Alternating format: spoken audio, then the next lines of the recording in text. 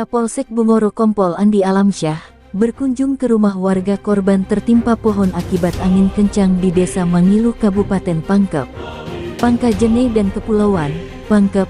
Dimensitv-news.com. Bertempat di Kampung Paria, Desa Mangilu, Kecamatan Bungoro, Kabupaten Pangkep, telah terjadi peristiwa angin kencang yang mengakibatkan sebuah pohon tumbang dan menimpa sebuah rumah warga pada Rabu tanggal 15 Februari tahun 2023 sekira pukul 11.20 WITA. Dari peristiwa tersebut, Kapolsek Bungoro Kompol Andi Alamsyah SHMH mengatakan bahwa adapun rumah warga tersebut merupakan rumah semi permanen sehingga mengakibatkan atap pada rumah bagian belakang dapur rumah korban rubuh, kemudian menimpa korban yang sementara memasak di dapur pada saat kejadian, ucap Kapolsek Bungoro.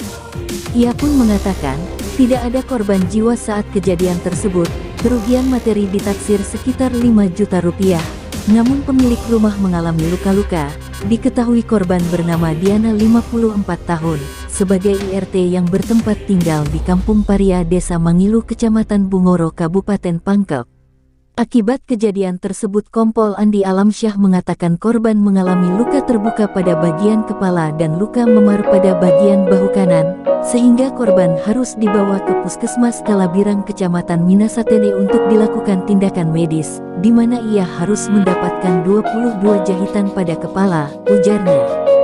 Selanjutnya pada pukul 16.50 WITA korban sudah bisa kembali ke rumahnya untuk menjalani rawat jalan dan dikawal langsung oleh Kapolsek Bungoro.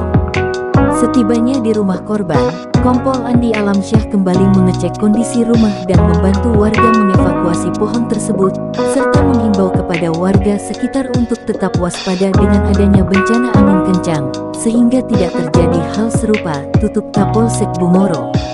Liputan Haji Suhidin, Kepala Biro Pangkajene dan Kepulauan, Pangkep, mengabarkan untuk Dimensitv-news.com. Inspirasi membangun daerah.